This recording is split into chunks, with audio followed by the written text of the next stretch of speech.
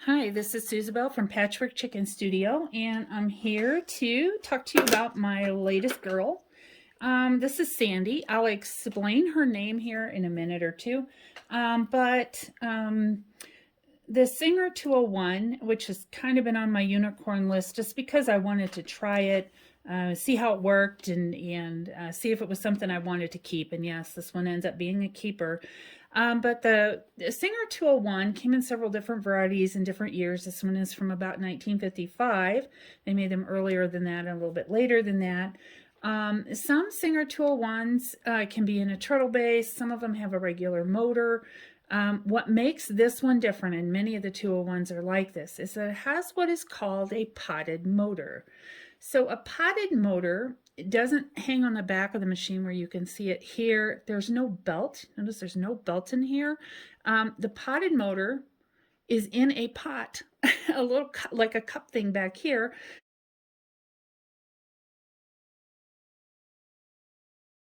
And the motor is in there. It's very powerful because it actually is gear driven. So it has a gear that goes into the innards and turns the drive by gear. It's an incredible work of engineering to make this work well.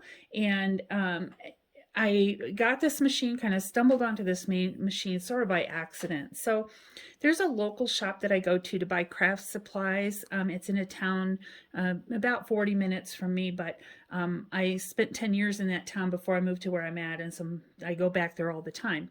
My friends are there and whatever. But anyway, the shop has been around for a while, about 4 or 5 years, and they sell craft supplies. And so what they do is they take in consignments, or there'll be a storage clean out, or somebody's mother died and the people clean out all her sewing stuff or her yarn or whatever, her crafting things, and take it there and put it on consignment.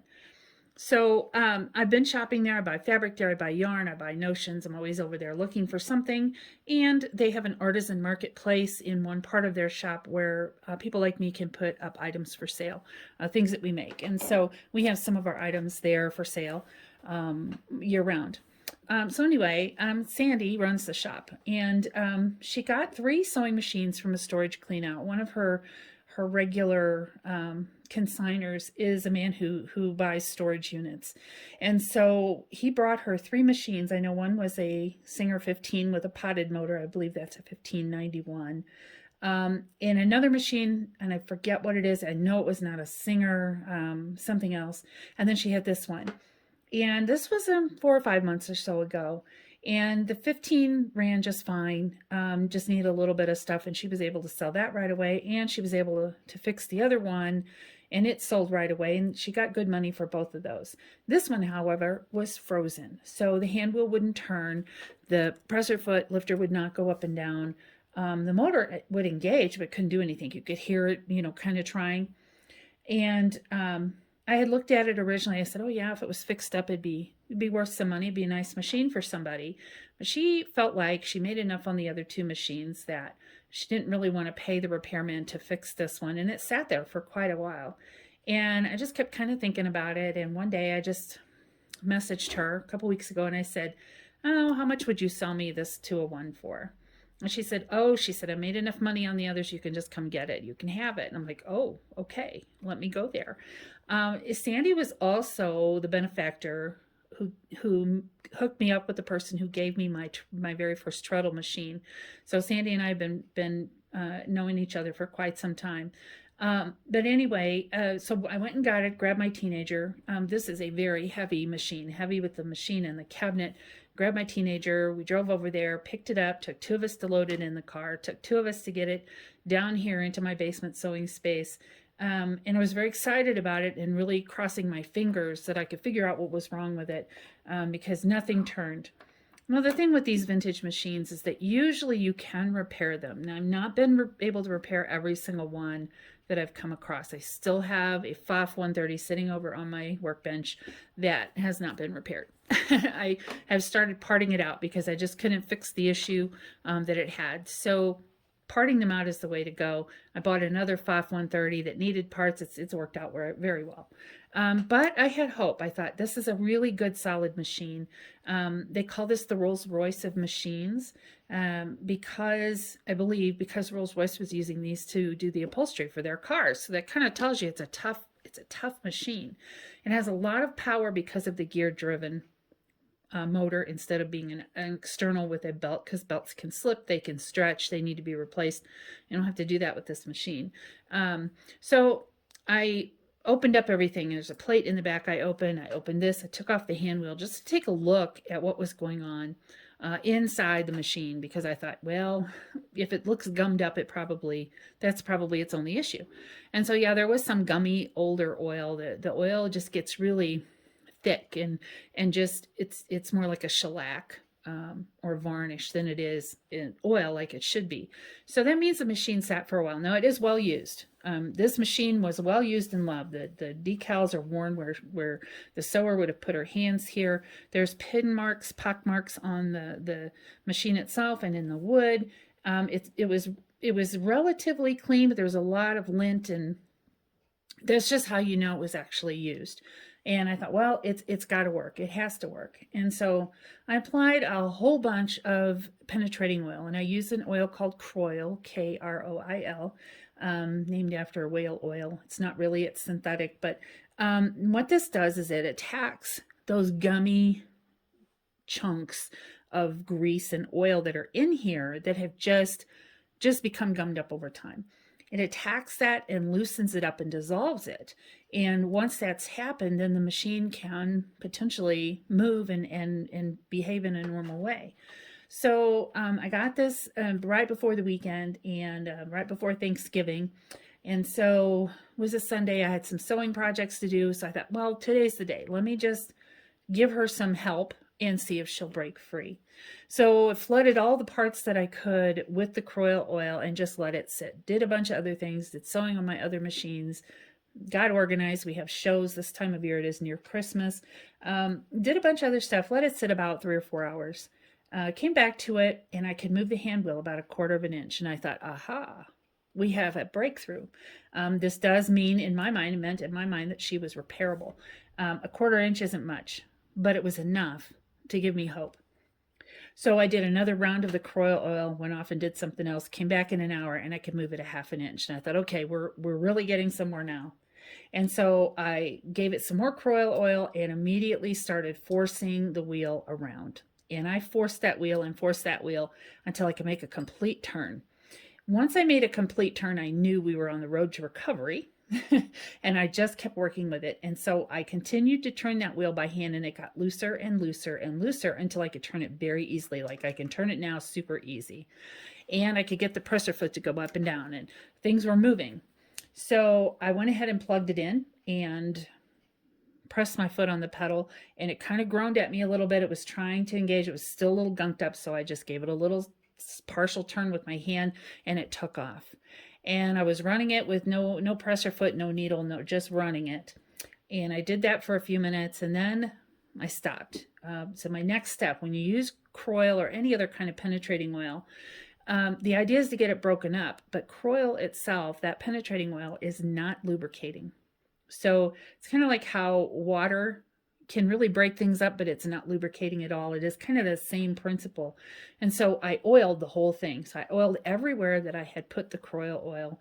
And then I ran it again for a few minutes to get that oil to distribute around. After that, she was running pretty good. And then I started testing stitching. And so I did test stitching on her. Her stitching looks really, really nice. I did some tension adjustments, but other than that, did not need to do much. If you're working on machines or you're a sewist, you always have a scrap of fabric you do testing on. And so I did sew some scrap fabric that night, just sew, let it get that oil moved around, and it was working beautifully, and I didn't have to push the hand wheel to make it start. So I let it sit. The next day I came down to do some more things. I thought, oh, let me sew with her again. Well, then we were back to having to just give that little boost to the hand wheel. So I sewed again. I made an entire tote bag. So the tote bag I had to do the straps. I had to get the pocket in there, assemble the whole tote bag. Since then, she's been running great. And I intend to use her a lot. Now, these are so powerful that they can go through multiple layers of fabric, denim, vinyl, pretty much, if you have the right needle, they'll go under, and as long as the fabric will fit underneath the presser foot, it's going to go through that stuff. My tote bags are made with canvas, so or duck. So this is duck. This is 4 layers of duck, and that's what I'm going to demonstrate for you with her speed. And she just goes through this like it doesn't, you know, like it's thin old cotton. It's wonderful, and she's just very, very speedy. And I'm not a huge fan of speed necessarily because I feel like I don't sew as well when I'm going too fast. But it is something that I can learn. Anybody can learn. And I have a cat down here with me. She's right over there. Well, maybe you'll see her in the video. So when it comes to speed, I have other machines that go really fast too, and I tend not to use them at full speed because I can't manipulate the fabric neatly enough and I get a really crazy seam or whatever. But having speed means I can do some projects that would take longer, like doing this long strip of a strap. That's what this is. It's just the strap for the tote bag. Can take some time on a slower machine. This one is going to buzz through it a lot quicker. It also means that this machine can be used for free motion quilting. I don't know whether it drops the feed dogs, but I think it does. I just haven't gotten that far in the manual. Again, I've only had the machine about a week and a half and love it already. And I, of course, named it Sandy after the lady at the shop. So I'm going to show you her speed. She's going to do this strap. Now I'm using a magnetic seam guide. So again, like I said, if I'm going fast, I can't keep up. This doesn't have markings on the plate either. Some machines have markings on the plate for 1/4 inch, 1/2 inch, etc., 5/8. This one doesn't have it. I do have a screw-in seam guide, but I actually like these magnetic ones better. This one is super tough. Like, it's hard for me to get it off of there. But I'm going to move that over there. You can see it's really, it's grabbing on there. So this is going to help me direct that fabric through and get that nice, neat stitching in a straight line, which I can't do if I'm just kind of eyeballing it and holding on to it. So here she goes at her full speed.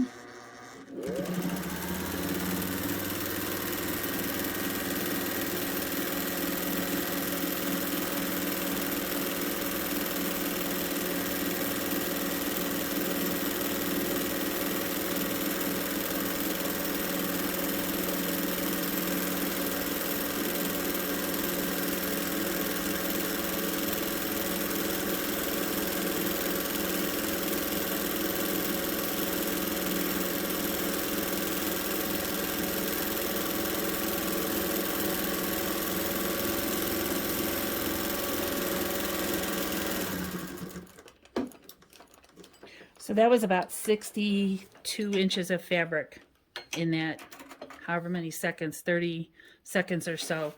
So very, very fast, and sewing through a really thick 4 layers of duck. If you haven't used duck cloth, it's heavier than canvas. It is 100% cotton, has a really nice tight weave, and they make great tote bags.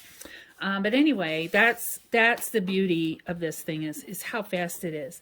The other thing is this machine is super, super quiet. So when I was using it, after fixing it up and making that very first tote bag, I thought my ears were plugged up because it was so quiet. I felt like I wasn't hearing right. And I live near the mountains. I go up and down the mountains all the time. So I pop my ears all the time just, from being at altitude. And it wasn't my ears. It's that the machine is really, really quiet. And I'm very happy with it. It is not necessarily going to be my primary machine, but I will do a lot of work on her. I want her to keep running. That's part of it. This machine does have a drop-in bobbin and uses the same bobbin as 2 of my other machines. So this is a 66 class bobbin. So my treadle, my 1904 treadle 66 machine with the Lotus designs takes the same bobbin. And my little 99 also takes the same bobbin. So I like when I can share accessories because I don't have to have so many on hand for different machines. The other thing is it does have a low shank. So this means it'll take all of the regular feet that I'm using with most of my other machines. I actually only have one machine that is a super high shank, and that's a Necky Lilia 513. So it's not even a Singer. But there are some Singers with a slant shank or a super high shank. But I'll be able to use all of the accessories, including my walking quilting foot, hemming feet.